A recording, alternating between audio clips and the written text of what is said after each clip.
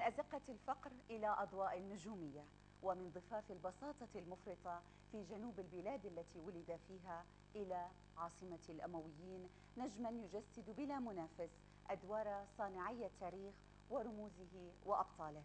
فقد ارتبطت صورته بالبطولة الآسرة والتشخيص البارع لشخصيات سيدخل معها إلى كل بيت عربي. ولد ضيفي لأب عكاس لم يورثه من الدنيا إلا حب الكاميرا، ليتحول إلى نجم تلاحقه الكاميرات. في رصيده عشرات المسلسلات التلفزيونية التي حفرت اسمه في ذاكرة الجمهور العريض، وطبعت صورته في أذهان عشاق الدراما. أول أعماله التلفزيونية سنة 1976 البيادر، وليس آخرها بالطبع السيرة النبوية، وبينهما عشرات الأعمال الدرامية التاريخية والمعاصرة والبدوية التي طيرت اسمه على كل لسان. طفولته البائسة ألجأته إلى العمل صغيرا في شتى المهن، منها بائعا للعلكة واليانصيب. فهل كان يعرف مذ ذاك أن ورقة الحظ الكبرى ستبقى معه وتكون معه وله؟ ضيفي وضيفكم في هذه الأمسية النجم العربي رشيد عساف. يا هلا فيك معنا. يا هلا. يعني مقدمة، يعني أول مرة أنا مؤثرة. مؤثرة جميلة مؤثرة، يعني طبعا ما توقعت هيك. يعني شكرا. وهي مناسبة جميلة كمان نشكر جمهورنا العربي عبر هذه الشاشة المتميزة، شاشة دبي، اللي يعني تعودنا على احتوائها لكل الدراما العربية. وأنا حتى إلي تجربة معها من الثمانين بمسلسل مهم، يمكن قلائل اللي بيعرفوها، اللي هو حارة الملح، مسلسل كوميدي. نعم. صورناه هون في دبي وكنا ننام هون بالجست، تتذكر؟ ها؟ عم بيقول لي اوكي. تاريخ، يعني تاريخ مع دبي طبعا. رشيد، ولدت وترعرعت في بيئة فقيرة، يعني بيئة حورانية. ترجع إلى هذه، يمكن أنا يعني في المقدمة رجعتك إلى هذه المرحلة وإلى هذه الحقبة خصوصا، ويعني بالأبيض والأسود ربما للملون. بعدين ملونة. نعم. تستحضر هذه المرحلة في حياتك؟ شوفي، أنا من داخلي بقول البيئة مش فقيرة، البيئة غنية جدا. وغنائها بفهمها للحياة وانطلاقتها للحياة. يعني بس هالناحية هي البسيطة، انه انا اوكي نحن فقراء، العالم كله فقير، الغنى لا يقاس بالمادة. حتى لما كنا فقراء، وحتى اي فقير في العالم بمرحلة ما بيحس، الاطفال خاصة ما بيحسوا انه هن فقراء. نعم. في فرق كبير بين الفقر ووعي الفقر.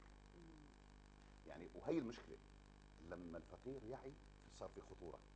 لذلك بتشوفي حركة المجتمع والتاريخ نعم. مترابطة بطريقة انه كل ما صار نوع من الضغط على هذا الفقير، بلحظة ما بتلاقي حلوا له اموره، زادوا له راتبه شوي، ظبطوا اموره. بلا ما ندخل في تنظير حول الفقر، إيه، نرجع الى بيئتك. انا عايش، يعني انا عشت نعم. الفقر، عشت الفقر وكنت سعيد نعم. فيه. انا قلت لك ماني وعي، انا كنت سعيد، كان طفولة بالعكس منتهى السعادة. كيف كنت سعيد؟ كيف كنت سعيد بهذه الطفولة؟ يعني انا لما كنت بيع بالشوارع، لساعد اهلي، ساعد ابوي، ساعد اخوتي. نعم. انا منطلق يعني الشارع هو حياة. وهذا اللي ترك لي هذا التراكم الكبير. نعم. بعقلي الباطني لحتى اوصل لهذه المرحله، بمعنى نعم. انه تجربتي الحياتيه كان اكثر من تجربتي الثقافيه. تذكر مواقف يعني حصلت لك في تلك المرحله رشيد؟ يعني البيع، ولا انك تكون بائع متجول وانت صغير في الساحات يعني؟ يا ستي انا بدات كان عمري 6 سنوات. وتنوعت. المشكله عندي انه ما تعلمت مهنه الا التصوير من والدي الله يرحمه. العكاس هاي يعني، وحلوه انت قلتيها العكاس، لانه فعلا اشتغل هو فتره بالكويت وكانوا يقولوا عكاس، وهي عمليا هي الصح، تعكس الصوره. نعم الصورة. ما تعلمت غير المهنه، اما المهنه الثانيه هي مهن حياتيه وقتيه. يعني انك تبيعي مجلات، تبيعي شرايط، كنت تبيع مجلات اللي الكتب، الاغاني مثلا. في كتاب كامل لام كلثوم صغير لعبد الحليم الله يرحمهم، كتب الحزازير، كتب النكت، هي كلها كنا نبيعها. وكنا نفوت على السينمات، ما هون كمان ربطا. نعم. انه كنت فوت على السينما بيع بالاستراحه، يعني اقطع تذكره وبيع بالاستراحه واحضر الفيلم. وكم مره احضر الفيلم 4 مرات باليوم لانه كل استراحه اقعد اشتغل. كنت بتعيش نفسك ولا بتساهم مو كدخل قضيه اعيش يعني؟ نفسي، انا اذا طلعت بهذاك الوقت يعني بدك تعتبر الليره كان لها قيمه، كان الدولار يمكن 260 قرش. فكان كل ليرتين 60 قرش هو دولار. انا كنت اطلع شيء 3 4 دولارات بالنهار. نعم. اذا ليره نقصت ازعل. يعني طلعت اليوم 9، ثاني يوم 8، بستحي اقول لابوي انه طلعت 8. لازم اسعى باي شكل. نعم. وهذا كله وين؟ هذا كله بالفرصه. يعني الهامش اللي ما بين الدراسه والاجازات وكذا. نعم. هون اما كمدرسه بالعكس تابعنا ودرسنا مثل العاده. الي اخوي دكتور، الي اخوي مساعد مهندس، الي اخوي مدير انتاج معي. نعم. كمان الي اخت ماجستير بالعلوم السياسيه الان في لبنان. فدرسنا كلياتنا مع انه بس ما استسلمتوا للواقع. بالعكس هذه عصرانيه جميله. يعني اجينا لدمشق، اجينا من حوران ومن محافظه من جبل العرب. يعني انا قريتي بالنص ما بين السويدة ودرعا بالنص تمام. اجى ابوي وسكننا في غرفه في دمشق، غرفه كل العيله بغرفه. بعدين تطورت الامور الحمد لله. هلا نحن نعتبر الوسطى، الطبقه الوسطى. بعد مرحله ما عاد في طبقه وسطى، الوسطى يمكن بدها توقع يعني في هذا العالم الطبقي. لكن نعم. طبعا ما عم تعرفي شو عم يصير الان. نعم. يعني رشيد، يعني هذه البيئه البدويه لنقل، يعني في بداوه طبعا في حوران، في بداوه وفي ريف. يعني هو ريف وبداوه. نعم. يعني متداخل. تاخذنا الى اصولك رشيد، بحثت في اصولك. يعني اعتقد انك تنتمي الى جذورنا. نعم. طبعا عشائر حوران يمن. كلنا يمن. تنتمي الى الغساسنه مثلا؟ طبعا نحن غساسين. نعم. يعني حتى اسماء مجموعه قبائل. نحن كنا ساكنين في قبائل. شوفي يعني هذا له بحث يطول يعني، ولكن في بدك اخر 200 سنه نحن من الكرك والشوبك لتوصلي لحوران. يعني حتى اسماء الاب والام، الاب سلمان والام شيخه، يعني اسماء بدويه صرفه. صحيح؟ ابوي سلمان، امي شيخه، عمي الله يرحمه عناد، جدي الله يرحمه عايد، جدتي ندة، عمتي شاهة، عمتي نغبوش فعمي مطاوع، عمي ابراهيم. اسماء بدويه طبعا. هي بيئتنا هيك يعني. نعم. شو اخذت من هذه البيئه رشيد؟ يعني من قيم من الاب والام. شوفي على الداخل اعطيتك شيء من القسوه والصبر.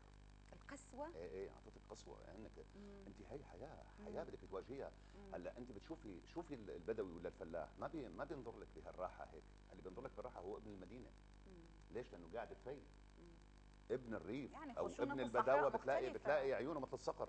نعم. ودائما عم بيغطي الشمس بحاجبه. نعم. وعم يتعامل مع الطبيعه وظروف الطبيعه. يعني كان اعطيكي مثال. انا جدتي يمكن جابت شيء 17 ولد، بس بالاخير مين عندنا 4 شباب وبنتين، هذول عمومتي. طب وال11 وين؟ ماتوا. اللي ما تحمل الطبيعه بده يموت. نحن الان مجتمع الاسبرين، نحن حليب النيدو. عرفتي كيف؟ اما هذاك وين؟ انا جدي بعرفه كان ينزل على الارض حافي يكسر الصوان تحت رجله. كان يعني اللي تحدى قرصه الحياه وعاش معناتها هذا وين لل100 سنه. نعم. عرفتي كيف؟ نعم. هي قسوه. وانك يعني نحن يعني بالنتيجه حياه جبل. الحياه الجبليه فيها من القسوه. نعم. هلا نحن عندنا سواء بسوريا ولا بالاردن وكل العالم العربي يمكن افادتك فيما بعد حتى بالشخصيات اللي قاربتها. راح نرجع الى هذا السؤال قريبا. يعني الادوار اللي خذيتها. بالنسبه للكاميرا، كاميرا الوالد هي كانت المفتاح، الفرصه اللي ادخلتك عالم الفن. في دور كومبارس بسيط امام الفنان الكبير فريد لحام. احكي لنا، اروي لنا هاي القصه، كيف صارت؟ هي يا سيدتي انت منين جبتيها؟ من النت كمان؟ من الانترنت دخلتي كمان؟ انت وين يعني كاشفيني؟ ما راح اقول لك يا سيدتي. كنا بالمرجة، ساحة المرجة، هي الساحة المركزية في دمشق. ابوي كان هناك كان يشتغل. فاجا الله يذكره بالخير والله يرحمه سمير سلمون، مخرج توفى من كم سنة، ومعه سيد اسمه كمال توفيق، بعدين دريت اسمه، صرت اصحاب انا وياهم. اجوا شافوا ابوي حط الكاميرا تبع التصوير طريق، قالوا له كاميرا لمين هاي؟ قال لهم تفضل.